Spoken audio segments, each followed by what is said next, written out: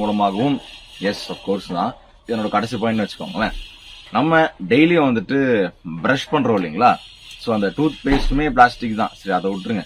நம்ம பிரஷ் பண்ற பிரஷ் இருக்கு இல்லையா, அதுவுமே நிறைய டைம்ஸ் வந்துட்டு பிளாஸ்டிக், அந்த மைக்ரோ பிளாஸ்டிக்ஸ் வந்துட்டு அதுவுமே பிரஷ் பண்ணும்போது ரொம்ப தேய்க்கும் போது அது வந்துட்டு வெளியே வருதுன்னு சொல்றாங்க.